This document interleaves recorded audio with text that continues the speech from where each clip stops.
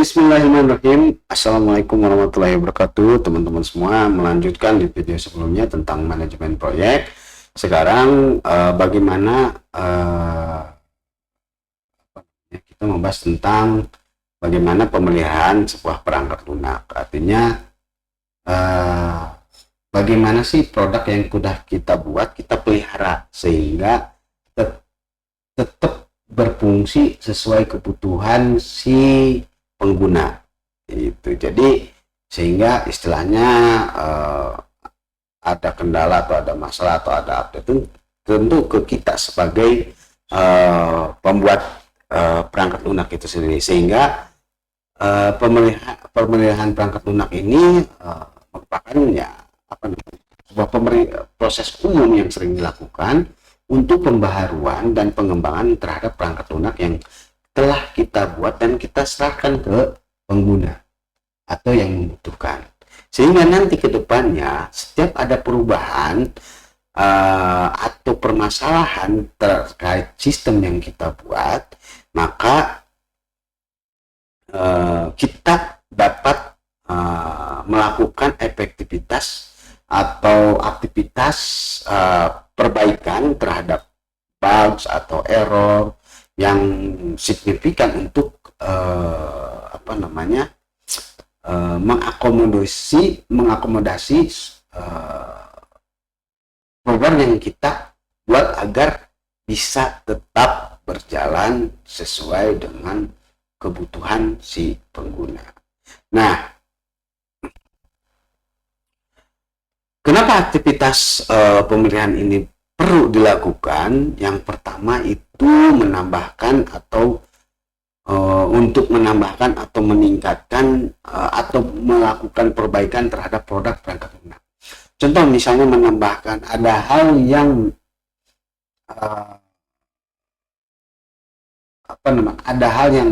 ternyata dalam perancangannya tidak ada, tetapi datanya ada. Karena misalnya kita terlambat mendapatkan datanya, atau memang ada kebijakan baru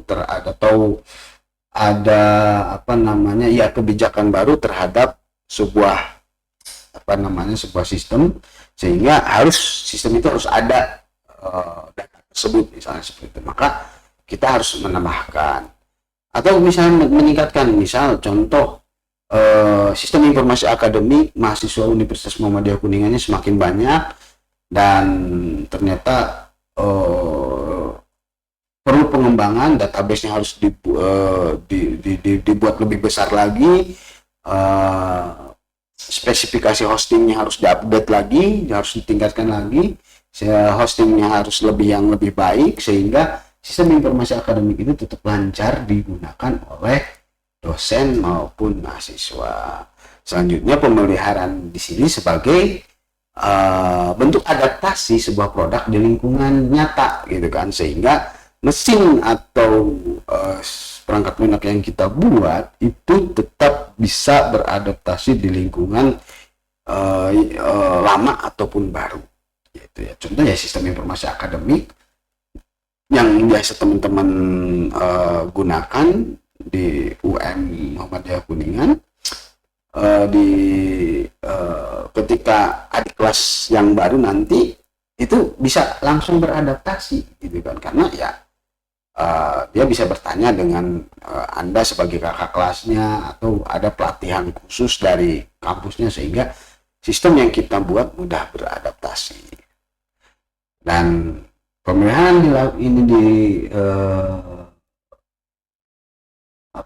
dilakukan untuk fungsi yang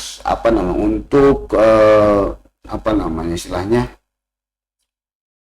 membenarkan sesuatu yang salah terhadap sistem yang kita buat, atau membenarkan sesuatu yang salah yang timbul dari penggunaan sistem yang kita buat. Jadi tujuan dari pemeliharaan perangkat lunak ini adalah untuk memperpanjang penggunaan perangkat lunak yang kita gunakan, dan untuk menjamin ketersediaan peralatan yang ada dalam perangkat lunak yang kita buat, dan untuk menjamin kesiapan perangkat lunak kita terhadap seluruh operasional yang diperlukan oleh pengguna, dan untuk menjamin keselamatan orang yang menggunakan sarana perangkat lunak kita. Keselamatan di sini ya tentunya data pribadi dan sebagainya tetap aman, gitu. Seperti itu. Nah, dalam pemilihan perangkat lunak ini tentunya ada dua tahapan. Yang pertama teknik pemeliharaan, dan yang kedua siklus hidup pemeliharaan. Teknik pemeliharaan di sini yang pertama itu adalah corrective maintenance. Corrective maintenance di sini adalah pemeliharaan, bentuk pemeliharaan untuk merespon terjadinya kesalahan-kesalahan terhadap sistem yang telah dioperasikan, baik itu berupa bugs, error, data yang diinput ternyata tidak tersimpan dan sebagainya. Nah, ini tentu perlu pemeliharaan secara korektif, gitu ya. Yang selanjutnya, ini adaptif ya. Adaptif.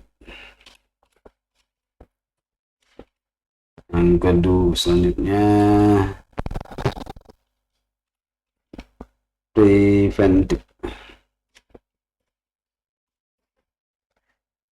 Nah, adaptif pemeliharaan adaptif di sini ini fungsinya untuk merespon terhadap pengguna yang memerlukan fungsi atau penambahan fungsi atau penambahan fitur baru, yang dimana setelah dilakukan uji coba ternyata misalnya ada kekurangan, ada hal yang kurang, atau ada hal yang harus ditambahkan, atau ada hal yang harus diperbaharui, sehingga mesin atau sistem yang kita buat itu sesuai dengan kebutuhan si pengguna.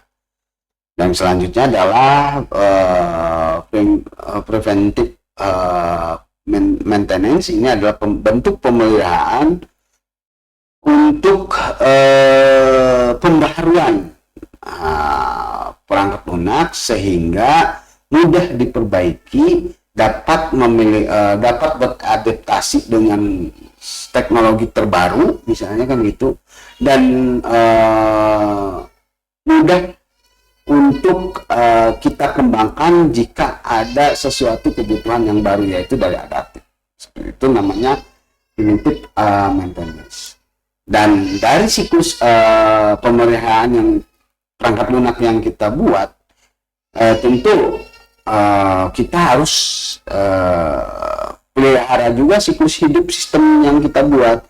Kenapa? Siklus hidup sistem yang kita buat itu fungsinya untuk seberapa lama sih sistem ini tetap akan berjalan, setahunkah, 2 tahunkah, 3 tahunkah, 5 tahunkah, dan seberapa lama gitu kan, sehingga kita tahu bahwa kapan sistem yang kita buat ini harus tetap hidup.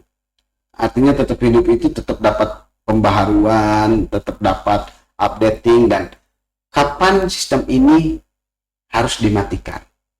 Nah, tentunya kita harus pahami dulu permintaan pengguna. Misalnya permintaan pengguna ini, sistem ini harus A, harus B, harus C, maka mampu nggak kita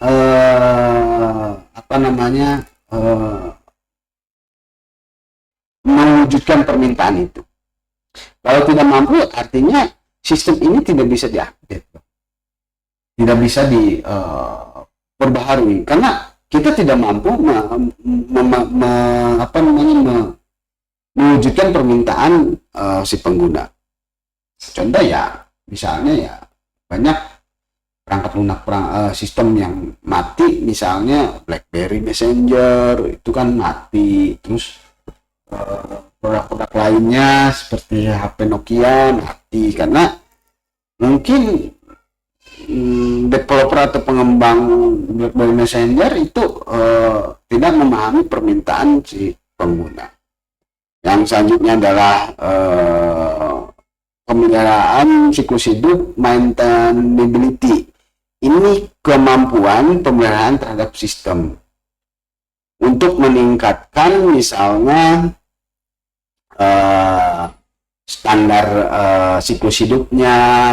Artinya standar siklus hidup ini dia mampu bersaing, mampu beradaptasi dengan perkembangan teknologi,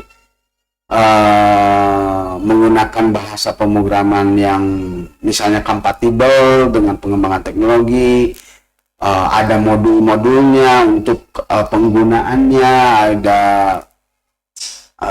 dokumentasi dan sebagainya. Contoh misalnya teman-teman kalau misalnya ada updating WhatsApp gitu kan, WhatsApp ada diupdate nih, tiba-tiba ada pesan dari WhatsApp itu sendiri, misalnya dia memberitahu bahwa ini WhatsApp sekarang bisa seperti ini gitu kan. Nah, itu modul, disebutnya modul. Artinya ada hal-hal yang baru yang dimiliki oleh WhatsApp yang pengguna harus tahu, dan cara menggunakannya itu yang misalnya dalam bentuk video, dalam bentuk teks dan sebagainya. Nah itu. Nah, jadi setelah kita membuat perangkat lunak dari manajemen proyek yang kita susun, yang menghasilkan sebuah produk yaitu perangkat lunak, maka pastikan kita memelihara perangkat lunak ini. Kenapa dipelihara? Kalau misalnya siklusnya masih panjang, gitu kan. Tapi kalau siklusnya sudah tidak panjang, harus dimatikan, ya nggak perlu dipelihara lagi, tidak ada lagi pemeliharaan perangkat lunak.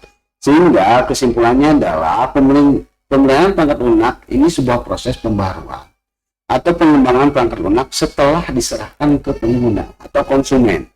Aktivitas yang terjadi pada fase pemeliharaan ini menambahkan atau meningkatkan fitur baru, fungsi baru, menambahkan adaptasi supaya bisa beradaptasi terhadap produk, terhadap lingkungan pengguna, dan dapat memperbaiki permasalahan-permasalahan yang terjadi ketika penggunaan sistem yang perangkat lunak yang kita buat di sini terjadi bugs atau error.